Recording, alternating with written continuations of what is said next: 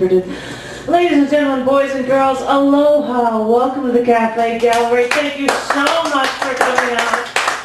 I'm like the hottest day ever. Welcome to summertime. It's just 2 days before my birthday, and I'm like, I'm dying. Give me something like less. Air conditioning is very good. Thank you very much. We have a phenomenal feature this evening. He was here once before at the cafe. Please give it up for Mr. Jim Davis. Come on.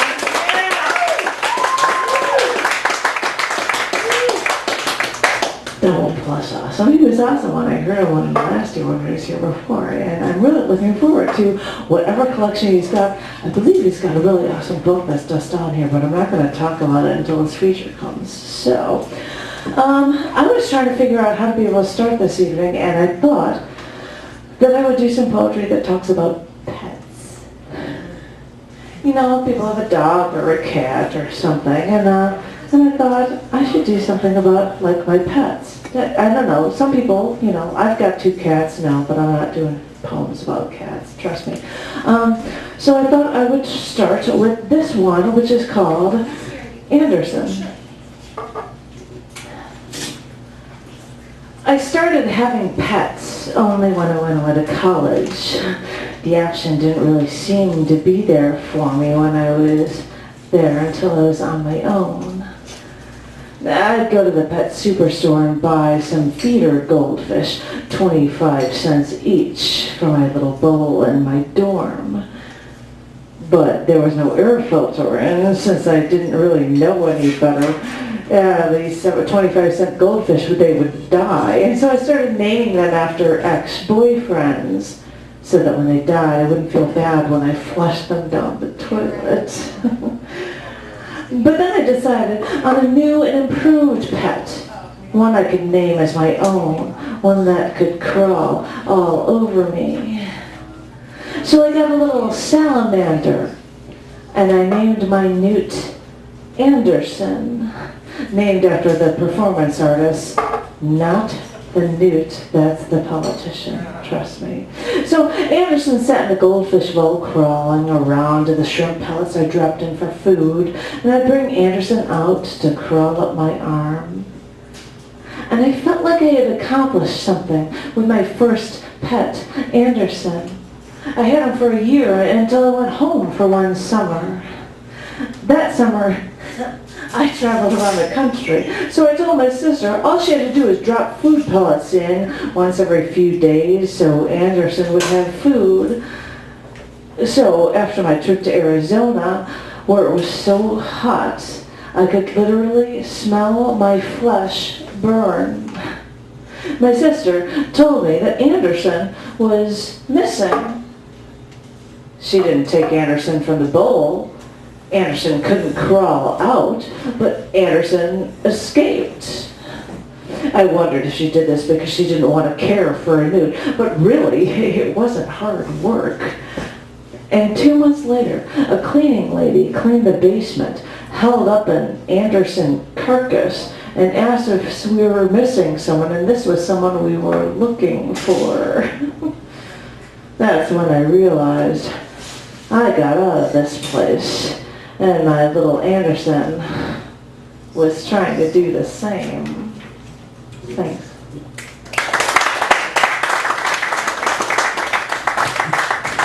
Thank you very much. It's strange because I usually have like piano going with me because Gary comes by here and it's awesome. And it feels so strange not having music going along with my stuff. I'm going to do another piece that actually relates to having a pet. This was written with David Jervey. And this piece is called Losing My Best Friend. Our yard was a small size since we lived in a Detroit suburb. That's why Doc got sent away to a place I never saw with a faceless man I never knew. I've never been able to face death. No one ever wanted to talk about it. Where were they taking him? I didn't want him to go. I loved him, and I know he loved me. He loved me the most. My father thought it was best, and I suppose financially it might have been, But at what point is it that you become an adult, refer to love as a childhood thing, and value money over a child's heart? I was playing at my neighbor's when I saw to the fence. I went there and I saw a man pulling the van out of the driveway with my dog. And Doc was yelping. And I didn't even get to say goodbye. That was my dog. And that was my childhood. Yes, please. Thanks.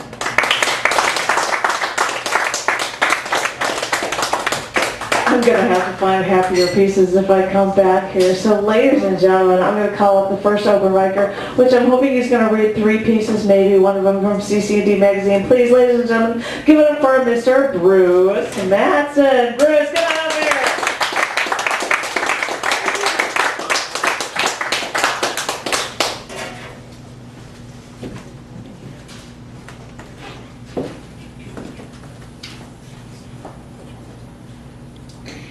I want to thank Janet for putting one of my pieces in a magazine. It's pretty cool. See your words in a magazine. Can't wait to show my mom. See if she's sorry about all the stuff she's been saying about me. This is Vapor Trails. My ancestors were rocket men of primitive origin. Lacking Kevlar and aluminum oxide tile, they cut their teeth on empty toilet tissue rolls. Hand towel tubes are both taped together with paper mache nose cones. Stabilizer fins snipped from flattened tin cans. Considering it the height of maturity achieved when they managed manned flights in recycled concrete pillar forms called sonotubes.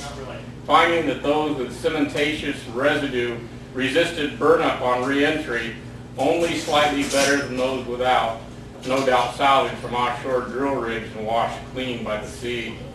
Though they did lose wind resistance and were dogged by drag from the extra weight, but space travel has always been a game of compromise, and the thing is, they weren't sissies. There wasn't a poor sport or a crybaby in the whole bunch of them, often combining a search for body parts at a hard landing site with a barbecue or clam bake. And one story of reconstruction had my kin reassembling fingers of a hand splashed all over 15 acres, then resorting to fisticuffs to settle the argument as to whether Uncle Wilbur was waving bye to his mom nanoseconds before impact or flipping off his brother for doing a sloppy job of taping the tinfoil.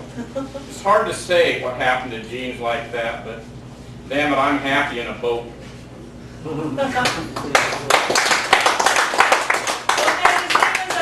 was that from? This magazine? Yeah. Oh, just something oh no, this is cc&d 232. All right. Yoo-hoo. Okay, this is the title, so you don't have to say anything back. Hi, I'm a snob. Hi, I'm a moron. Hi, I'm Rocket Man.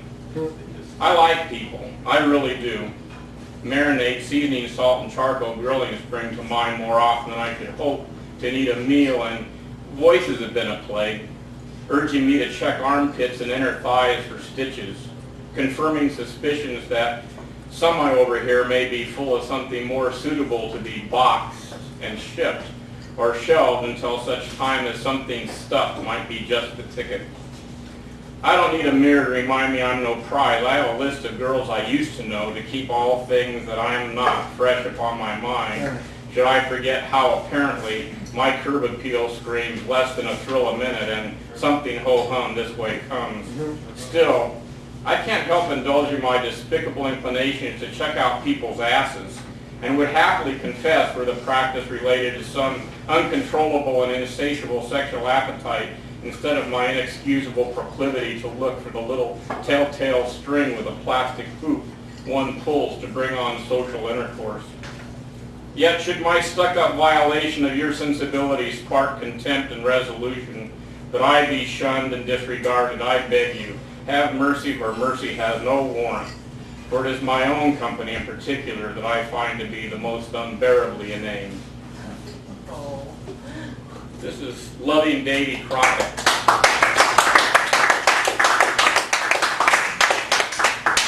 The killing of a piebald deer was actually a turning point in my present relationship. At first I thought the damn thing was a milk cow, the deer I mean, and makes you wonder what goes on in the wilderness. I found myself squeezing the trigger out of shock reflex, knee-jerk. This is me doing chagrin, even though on many levels, including philosophically, I knew the gun wasn't loaded. We were far enough away for me to fake calm calculation as I fed a couple of rounds into the magazine, threw the bolt and snapped the safety off. I didn't put the critter into the girl's station wagon because I was scouting the area, but when I went to field dress the beast, and the others had already had it in the car and it was still alive, which is why hunter training is so important. I knew this was going to turn into an execution, and I knew the girl was going to protest. And I was afraid she'd want to light candles and sing, you know, those kind of songs. I only said the corner of oak and birch out of respect for the animal when she asked where I shot it. And sure enough, she wanted to work the place it fell into the lyrics of her vigil song, which she insisted we perform as a group. I reluctantly agreed, though I did make it clear that I wouldn't dance. But she caught my head kind of twitching to the rhythm and saw me slap my leg.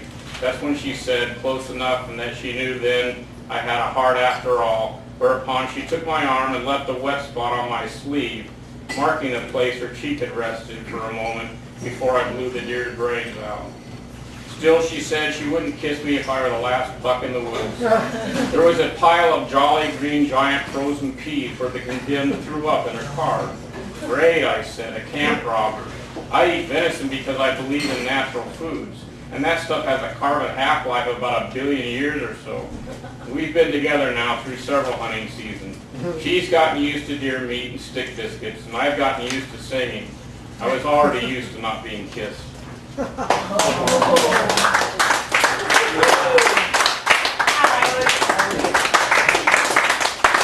If he was up on the stage, I would have kissed his cheek or something. I felt bad. I'm used to not being kissed.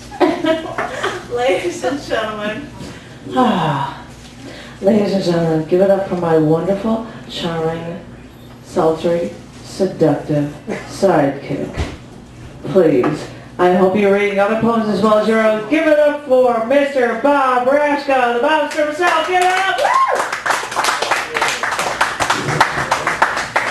Thank you. I know. I was busy. Friday night, if it doesn't rain and anybody wants to hang around Holstein Park or Bucktown or go see a show at Gorilla Tango, there's going to be a psychedelic jazz blues group here called High Action. The only reason I know that is because it was in the bathroom on the wall there, but they sound really great, and who knows, maybe I'll stop by and give them a listen, because I love psychedelic anything. Anyway, the first one is from the Outlaw Bible of American Poetry, and this is just a segment of Wanda Coleman's South Central Los Angeles Death Trip, 1982.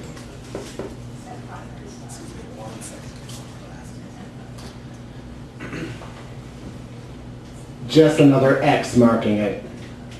Dangling gold chains and pinky rings, 19. Done in black leather and defiance, teeth white as halogen lamps, skin dark as a threat. They spotted him taking in the night, made for the roust, arrested him on suspicion of. They say he became violent. They say he became combative in the rear seat of that sleek zebra Maria. They say it took a chokehold to restrain him.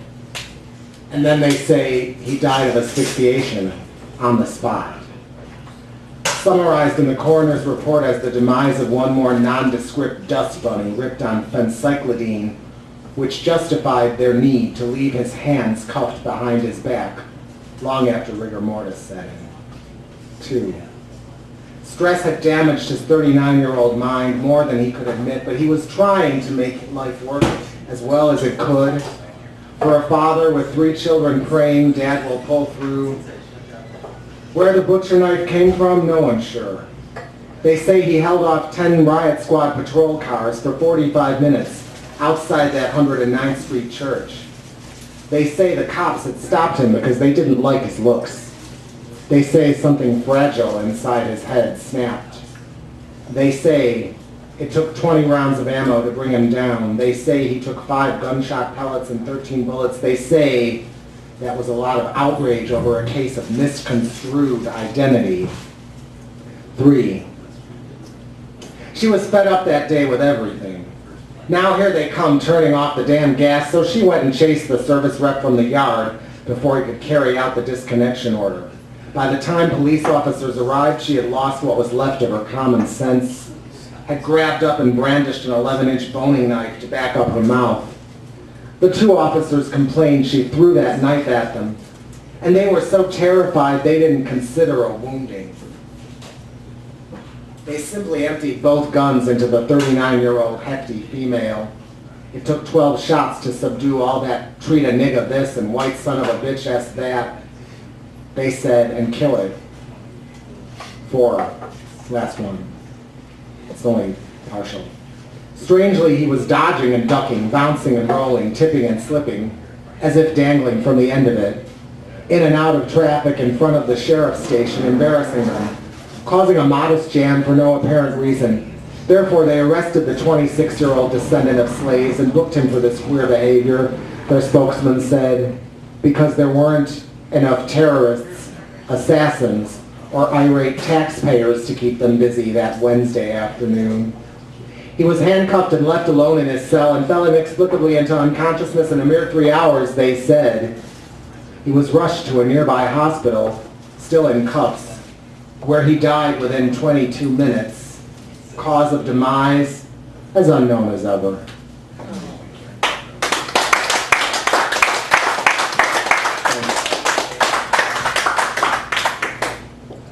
This piece was for Vito Carli a couple of Saturdays ago. Well, it was actually last Saturday, I think, wasn't it? Yeah.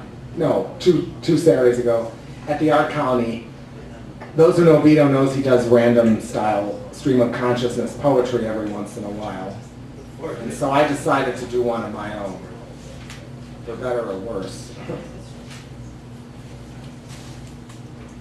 It starts out with the name of a guy I knew at Lake Forest College who was from Southern California. Gary Stedman, very steady, a steady rain on the roof, summer shower, April shower, on the Mayflower, Pilgrim's Progress. Summer rain falls from the skies, pilot the blue sky, smiling at the smiling faces sometimes pretend. Backstabbers. Backstreet. I need the backstreet. I need the backstreet. Backstreets are my playground in my mind. My name is Michael. I've got a nickel. Nickel bag, that's my bag. That's the bag I'm in like sin, sinner man. The sins of the father fall on the son. I am the son of a rebel son. He was a son of a gun. Revolver. Revolver versus Rubber Soul. Eleanor Rigby versus Michelle. Eleanor Roosevelt versus Michelle Obama. Cat fight.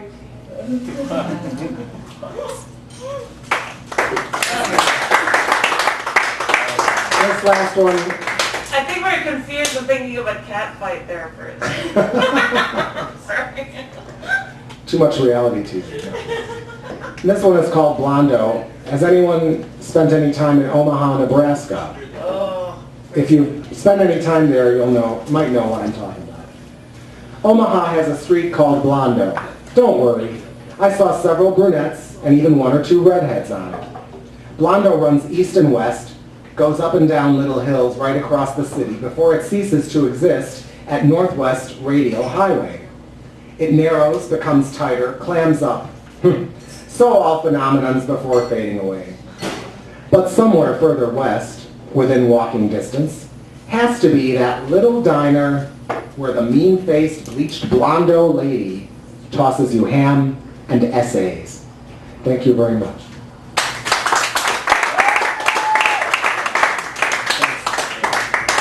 You mentioned Gorilla Tango. Well, Brashko mentioned Gorilla Tango, and I was like, hey, you were in a play there, and you had an absolutely awesome role. You totally did. I love that. And I have no idea if you're thinking of going back into acting for doing stuff, but it was awesome to see I'll be that. auditioning again sooner or later. You'll be auditioning soon, I hope so, because it was really awesome. I'm going to do a couple pieces about a wanting attachment, I think, from the opposite sex. But there's just a few poems here. This one's actually from 1997 and it's called Married. Some women are married to their husbands, cooking them dinners, greeting them with a smile, keeping themselves trim and dressing up for them when their man comes home through that door, letting him dictate all of her actions. Some women are married to their careers, spending extra time at the office, talking in their spare time about their work. I'll need to stay late in order to get this client, she says. Her meetings dictate her behavior. Some women are married to their home, vacuuming the floors, washing the dishes, dusting with a religious intensity, because this is her one showpiece. This marks her worth. Her surroundings dictate her success. Some women are married to their addictions, whether they be sex, or liquor, or pills, cigarettes, soap operas, or attention. She keeps searching for what she can attach herself to. She has to attach herself to something.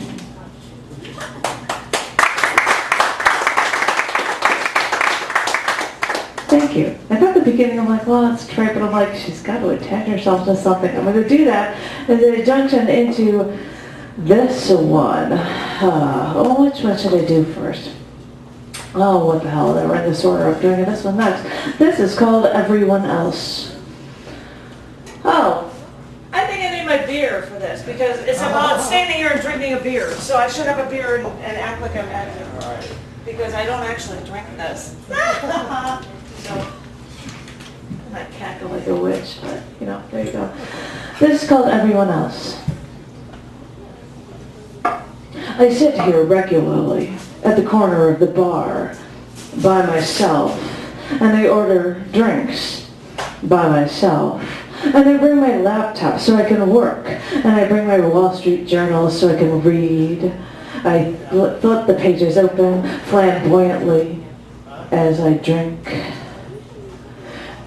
Periodically, I butt in, join conversations when I can relate, and we talk for a few, and then I go back to my beer by myself.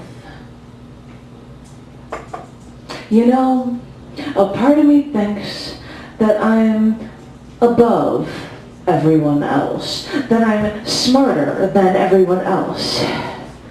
But I don't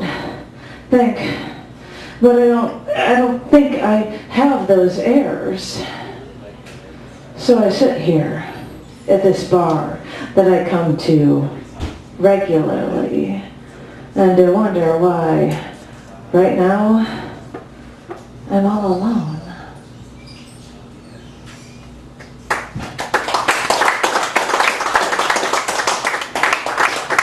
I didn't even speak when I said thank you, and then I'm like, thank you.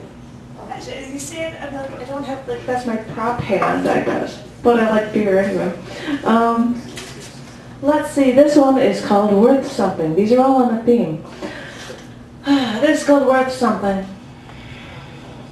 Yeah, see, it's all me getting all depressing. Like, this is called Worth Something. I knew a woman who had this issue when they were half my age. They needed attention from everyone and anyone that would make them feel worth anything. I know I'm better than that, but the only man who ever shows me any appreciation is the man contractually obligated to tell me I'm worth anything. And when I'm alone, I wonder, maybe people think I'm worth something when they see me from afar, but I'm right here. I want to be worth something, and I'm right here.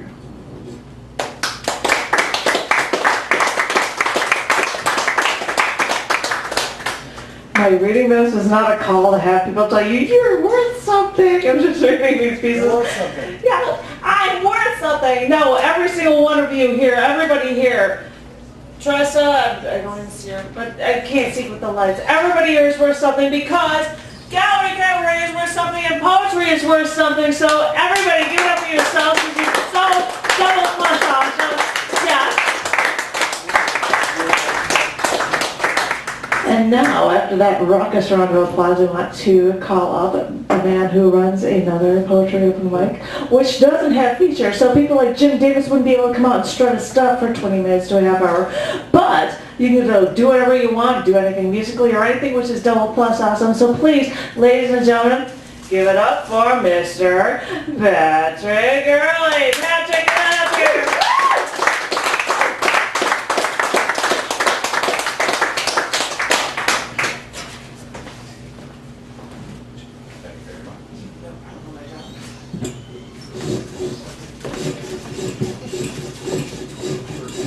Sounds nice, right? Oh, that's really, you're turning me on, stop it. Oh no, that's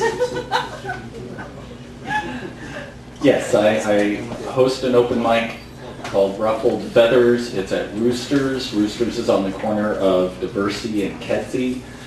It is the second and fourth Monday of each month from 8 to 10. Wonderful place to get some good food, and the space is open to all artists of all types. There's plenty of parking, you'd be able to park right there, you're good. Yeah, plenty of parking. And it's BYOB.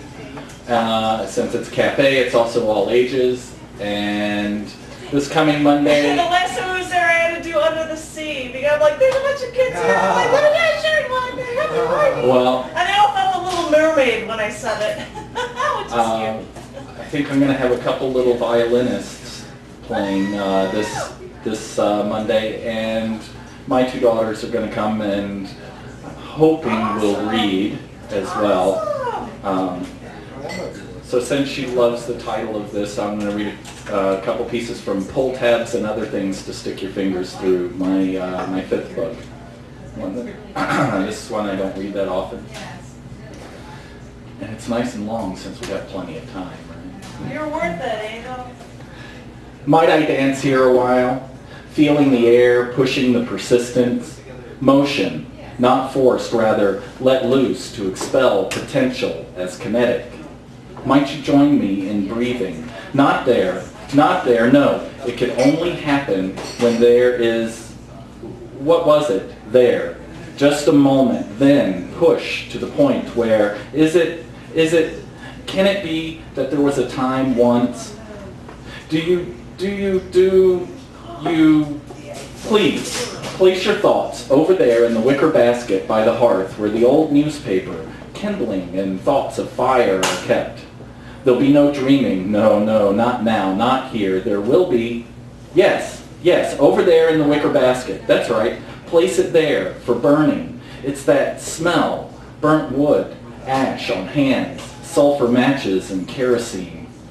But then with shallow eyes, looking into distant locations, with eyes darker than the void, with a sense for what you've seen and what could be between now and that time when, and I still see, what thought was it we had when shadows crept upon these fire winds blowing back the palms, blowing back sand to glass.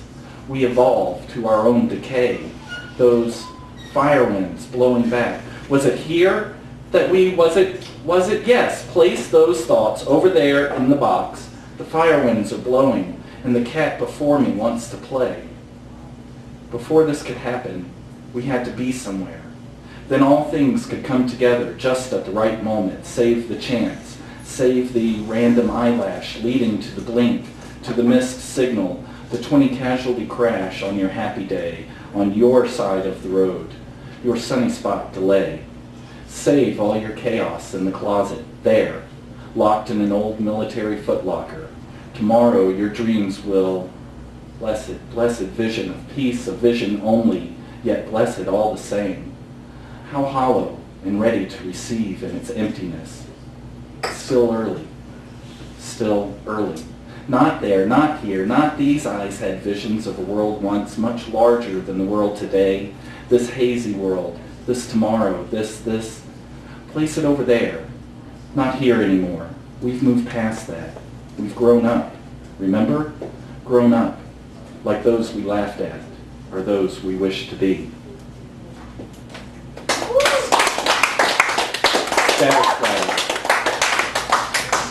By the way, I know you've got a bunch of those books, but I love that title the best. Scatter splatter. Schizophrenic proverb, love has hate written all over it. The news of the day is the war is all over and arms sales are up. A big profit in prosthetics. Kitty cat outside my window roaring into the night loud. It cries, the crickets and the frogs, and nature itself is drowned out by the of my wind machine fan, pushing and pushing those molecules of air around, pushing and pushing with the sound of an airplane's propeller, flying like birds or dragonflies fly high in the air with no one there to steer, just roaring into the night with a payload of weapons. Gonna make the news today, national and international. Everyone will see it every 30 minutes. I killed them all. I killed everyone all at once. Now roll those cameras. And the police beat me after they killed the cat in my front yard. It posed a threat. It was in the way of the wheels of justice, so they say. Then I told them, you'll never take me alive. The war is over and I have stock in prosthetics. And I demand justice, and you better read me my rights before and during my beating. Please let me sign something important after my fingers are broken. By the way, cop, don't trip over the fan cord. Hey, leave this noose around my neck. I don't care if it is the flag. It should symbolize my freedom to hang myself with it. What do you mean I'm on drugs? I am not. I'm a decent American citizen. I pay my taxes, I watch the news and all the hip sitcoms, and of course all those persuasive commercials in between. I don't need drugs, not when I have this great entertainment. What do you mean I'm not making sense? Of course I'm not making sense. You don't want me to make sense. Ignorance is bliss, and this is a schizophrenic proverb.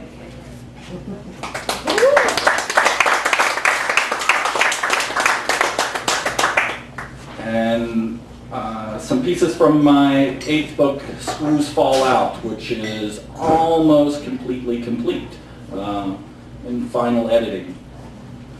The paper's nice too. Recycle your paper bags.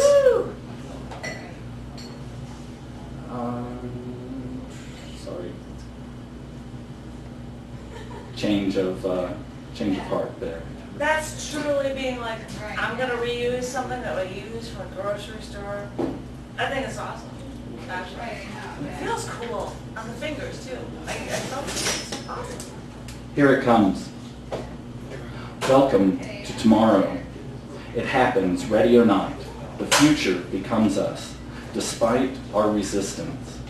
This spinning blob of dirt and rock, perpetual in appearance, flings us around, and we make up reality to dull the dizzy nausea. Every now and then, reaching our fingers down, deep, into the soil, stable, solid. Make it stop.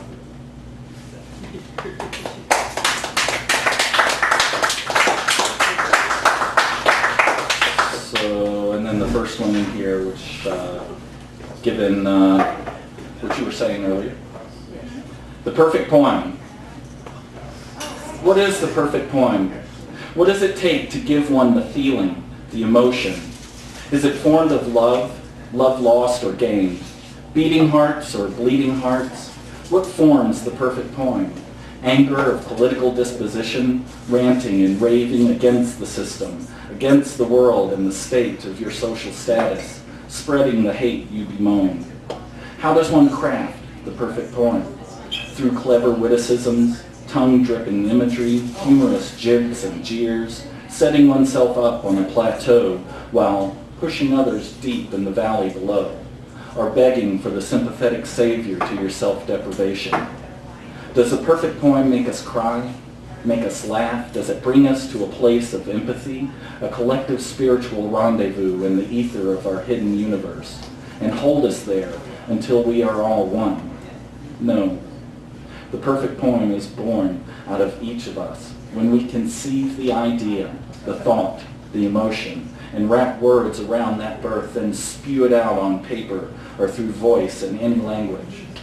Yes, the perfect poem lives within each of us. It is perfect in the nature of its being alone, and we are blessed by the experience of one sharing their perfection with us. Let us bow our heads, close our eyes, and embrace all who share their perfect poem.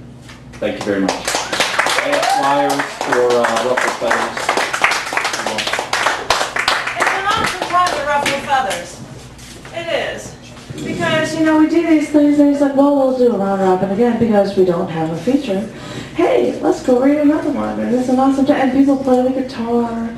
First time I was there, this guy was almost playing his banjo going. It was awesome. It was very cool. So I highly recommend it if anybody's interested. The first thing I should do, actually before I even think of poems, is I've got this stupid little bag, Crown Royal bag, and that would have all of the money for, you know, rent and, well, because there'll be so many singles, you know, strippers or something. There, you know, but you want to put a ton of money in this thing for a phenomenal feature this evening. So I'm going to pass this, and I think, oh, there, I see him over now. I'm passing it to you first. Oh, I'll pass it to you first because you're closer. So lots and lots of money for our feature this evening for Jim Davis because, trust me, he's worth it. I've only heard, but I'm just making bad joke. But anything you can give, because as I hear from Barack Obama and all of the liberal media pundits, the economy's doing better, so you should be giving tons and tons of money for our feature this evening. So definitely, I'm dead serious about that one because I'm sure he deserves it, as we all think he deserves it. So I'm gonna do. I thought I'd do this one piece, and this was written right after I'd almost died. And this is in the book Stabbity, Stabbity, Stab, Stab, Stab, which is just a fun title to say, but it's a bunch of death poems in this book. This poem is called Prepared for the Worst. I haven't read this in a while, so we'll see how it goes. It's called Prepared for the Worst.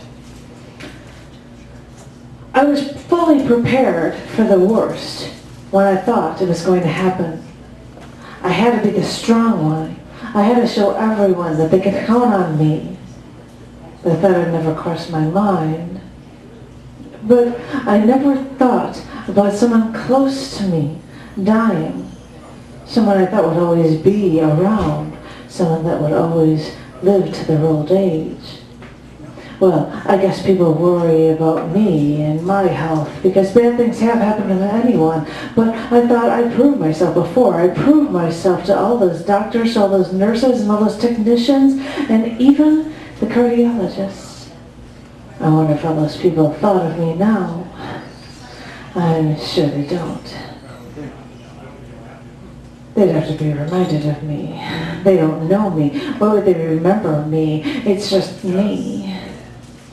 I was fully prepared myself for the bad news. I was wondering if I would even get the chance to see the corpse, depending on our timings when we got to the hospital. I don't deal with death much. I'm usually not in the hospital as it's happening. I'm just not used to this. But I knew I'd have to be emotionally cleaned up for this, and I'd have to be ready in case there was something that I might have to be prepared for in case it happened.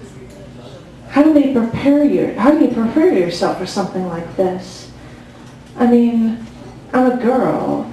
I'm used to women wanting to openly cry when they hear the bad news. I'm used to women falling apart at the seams. I'm used to men never falling apart at the seams. Is that something that makes men and women different, or is that something men and women are to learn in time? Anyway, I was busy preparing myself for the worst, so I couldn't fall apart when the bad news was sent to my door. And I suppose and I'm supposed to deal with the news when I just hear it, like they just told me, like I'm supposed to just not fall apart then, or am I supposed to be the strong one and take it all and be prepared for it? Well, I was prepared for the worst when I was prepared for people to be crying when they got to the hospital with me, and I was prepared to be strong to help them through this. I made this decision that this is something I had to do. This is something I had to deal with. I had to deal with the fact that maybe today, maybe later, well, I got there, and there was no bad news. No one had died. No one was dead or dying, and everything was normal. Well, normal in the hospital as far as I can tell. I'm not an expert on normalcy in hospitals. I'm not an expert on those things. But there was no bad news, and I visited people, and I talked for a while in the hospital, and everyone wanted me to talk, to prove to everyone that they knew me. Well, they wanted me to prove that I was normal, and that I was fine. I had almost died, and this could happen to you, I said, and you have to want it, and you have to make yourself better. I didn't know what else I was supposed to say. I still haven't entirely dealt with it. That day could have been like the worst thing when someone else's last day was that day. But I prepared myself for it, just in case.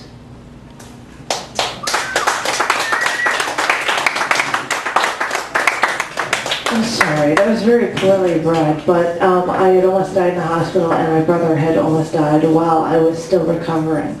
And it's like, sorry, you're coming along in the car, we're going to see. And I'm like, is he going to be dead? And I was like, what do you do? And when you think those things, and I'd gone through a lot myself right then and there at that same time. But I thought I would read this to close it out, unless there was anybody else that would like to read from the open mic. Is there anybody else? Calling one, calling twice. Anybody? Over here. Me! And who is it? My name is Jerry. I didn't. Jerry? Jerry! You were here once before, were you not? I have been here before. Oh, then, darling, please give it up for Jerry. Come up for Jerry. Yeah!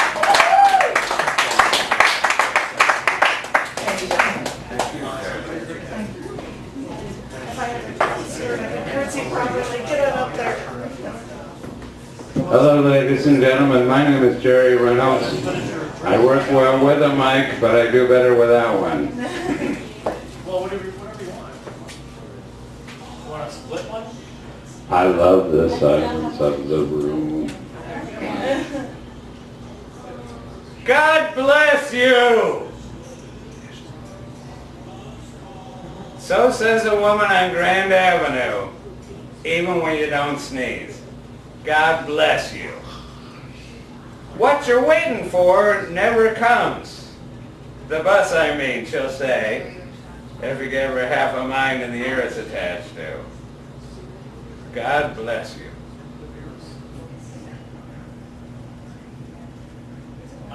Oh, that was it. No, I'll do another one.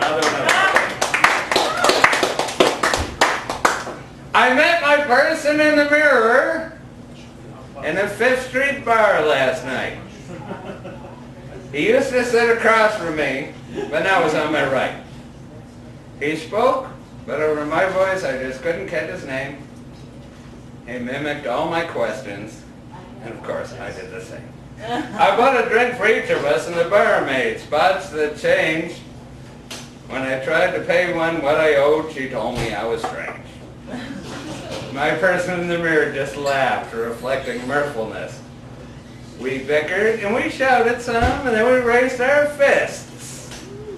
Twin bouncers crept behind us and gave us each a smack. One tossed me out the front door.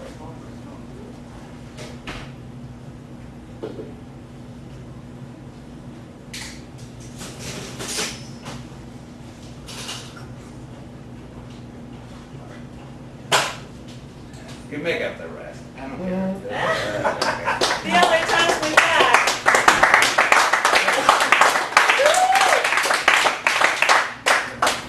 Am I done yet? No, I got another one. I got a beautiful one. Okay. In metaphysics. This is written by my brother Greg, and I don't have it written down, but I got it memorized, and I hope you guys appreciate it.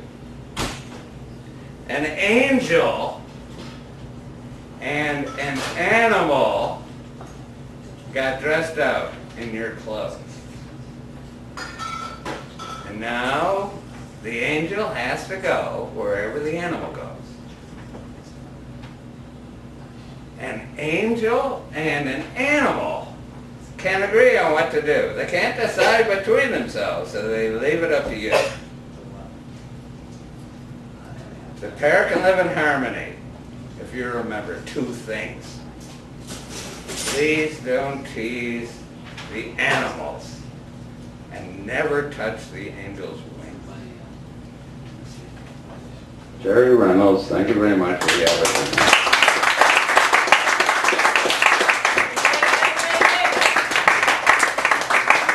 Are there any other open micers? Because I can't see because I'm not going to come here. Anybody else? Anybody else?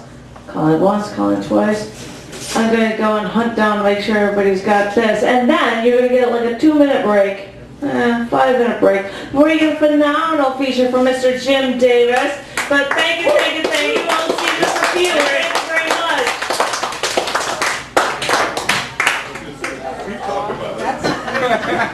Well, when I carried this up here, I have no idea. We're going to have one open micer before we go to our feature because I am so thrilled to have this open micer up because he's been around for frickin' ever. John. But we're taking D-Settlement. We had this album from like forever ago, and he's done albums and stuff, and he's just getting back on it. So please, ladies and gentlemen, please go up for Martin J. Martin, get up here! Where are you? I can't see you. There you are. Oh my God, it's Marvin Tate.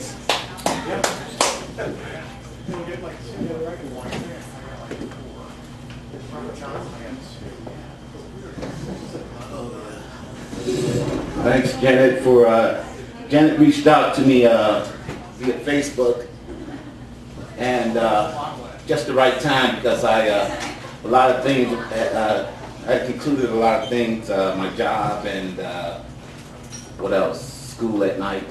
I was just like the past 4 years, just like start transforming into something else, and I didn't like it, so. Woo. So. But I have been creative since the last time you bought that CD, Jim. A lot has happened. A lot has happened. 5 minutes, right? Sure. Okay. I'm gonna try to squeeze a lot in 5 minutes. Okay.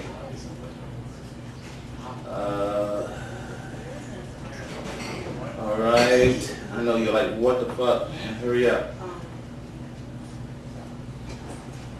I gotta get the right one, though. And Oh, here we go. This is called New York City Subway. Seated to my left is a woman who has taken off her blouse on public transportation.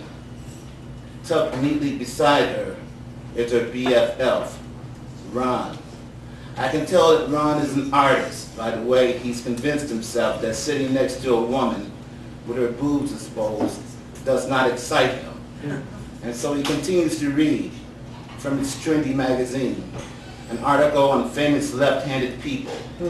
I want to tell the Seen It All artist that I'm from Chicago, the city of big shoulders, queen of the sea, home run in pizza, and the Cabrini Green projects.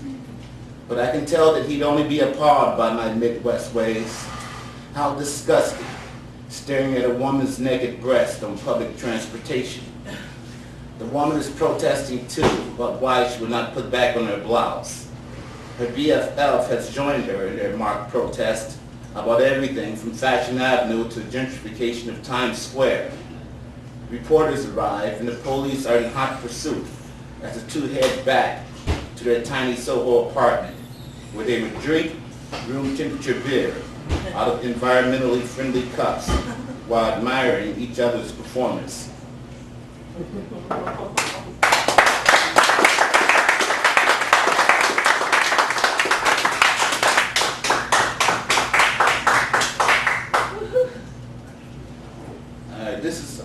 I put together this little manuscript, but it was like so fucking like badly, you know, you just need editing, you know, you try to do your own editing, and there's just some things you just can't see.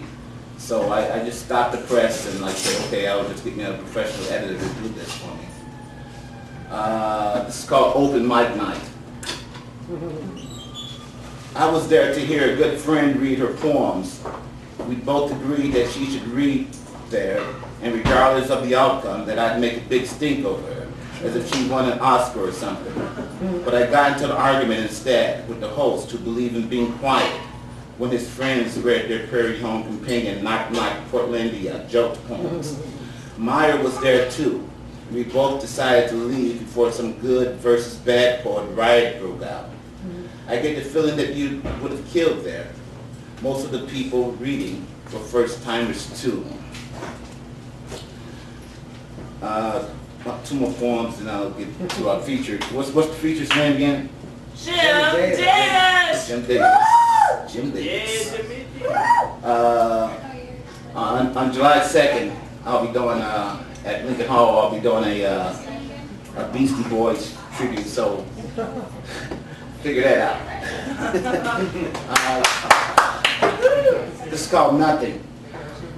Nothing sucks because it is derivative and can be traced to its original sources. Poets who blow their own horn suck. Working out and still feeling fat sucks. Living wills suck. Reading instructions for blow-up dogs suck. Not having the nerve to ask for a raise sucks. My neighbor and his trophy wife sucks. Free jazz musicians who pretend to be brainy suck. Art fuck college students suck. First person stories suck. Insecure guys who cling onto their women suck. Mad Men reenactment sucks. Being identified by one ethnic group sucks. Kobe sucks. Guys who have hard-ons at new beaches sucks. Knowing that this poem can go on forever sucks. People at all-you-can-eat restaurants suck, and the food they eat suck too. Feeling vulnerable sucks. Inner city kids who think they will someday play professional basketball or become rap stars suck. Women with tattoos in the middle of their backs suck. This song in my head sucks. Knowing someday that I would die suck. Seeing ex-lovers being happy without you suck.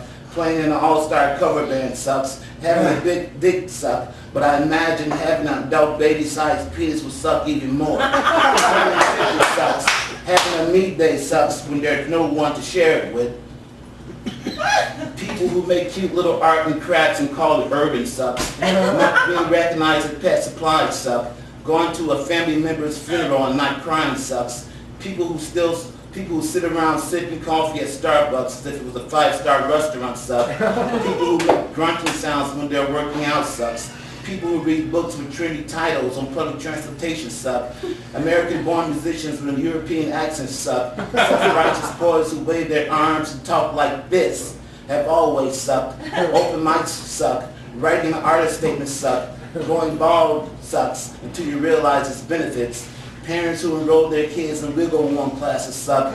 Interracial couples who think they're shocking suck. Swingers who think BBC means dumbass nigger sucks. Just throbbing pain in the middle of my back sucks. Women who become scene fishers suck. Not talking about race issues suck. People who watch TV between the hours of 10 a.m. and 5 p.m. suck. Twins with attitudes suck. Teenagers who sit on the back of buses suck. People with purebred suck. Jacking off your ex pictures suck. Trying to fit in sucks. This American life sucks. Old gangbangers who think they still run shit sucks. This poem will not make you want to be down with me, or alter your first and last impression of me. This poem will not pretend to be down with you and your 20,000-something Facebook friends. This poem will not care about your recent move to Logan Square or your recent spotting of Zeta Wilco members or Michael Watson. This poem will not be an Elvis poem, a guru poem, or I am older than you and I know everything, so kiss my ass. I am a legend when I get up on the mic poem. Self-righteous, whiter than wise, brother's gonna work it out. Jesus is the answer. Let's be allies. Hey, did I see you at the Occupy Something street protest poem? This poem will not try and figure out why inner city black and brown men still wear their pants below their asses and fear being called fags. Squirters suck. Asian women who normally date whiny white men suck. Being unoriginal sucks, especially when you meet someone who is. Being black suck if you only approach it commercially. Big corporations with subcultures suck. Being a father when you never had a father to admire sucks. Civil War reenactment sucks. Being 50 and broke sucks. Men with women asses suck. White people who sing like they're black but have no other black friends besides musicians suck. 20-something with grandfather beards suck. Chin holders have always sucked. Bible studies suck. Pretending that this poem has any value other than shock sucks. Knowing that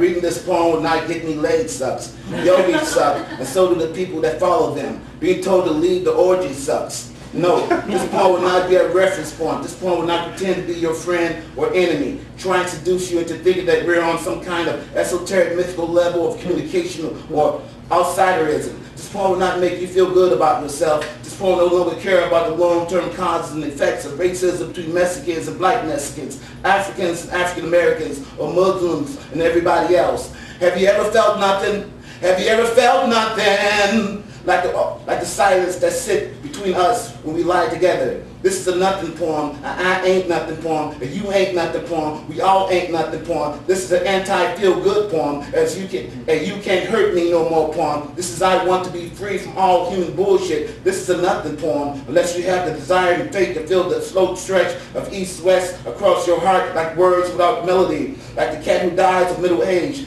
Like the hours between 4 p.m. and 5 p.m. on a Sunday afternoon. This poem sucks because it is not original. It is not original because I didn't want to make the effort, and that sucks.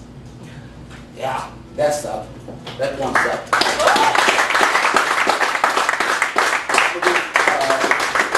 One more poem. Nice hat. Yeah. I'm a sometimes poet, a genius but in a useless kind of way, who thinks and I drink and I bullshit. I bullshit a lot. I'm a junkie waiting for pop culture to hit rock bottom. I'm not to be confused with a role model. I will not be a role model. I'm the homeless, a CTA comedian without bus fare. I'm the youngest of 5 playing the role of the worried mother and the absent father. I'm an ass lover, a tit lover, a leg lover. I'm a woman's man, a man's man, often feeling broke, sucking and dry. I'm a popular nobody, a pothead, a 1990s kind of sex head. I'd like to give you some head.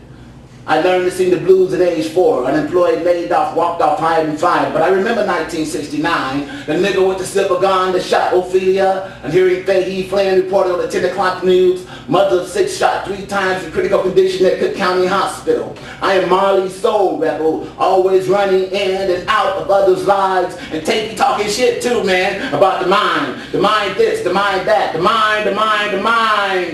It's a terrible thing to fuck up. I'm a creep. A type like jean wearing faggot. I'm a leader without any followers. I'm the original lonely playboy, campus clown, 1978 to 1981. I will cheat you, but I'm an honest loser. I dig Bird, Billy, Bessie, Baldwin, Boosie, Baraka, that's why Mama, Blacklit, Bowie, Coltrane, Mouse, Sweet, JVP, Funk, Bad Brains, Nina Simone, Fishbone, and a huge corporation. I'm a Mr. Know-It-All who has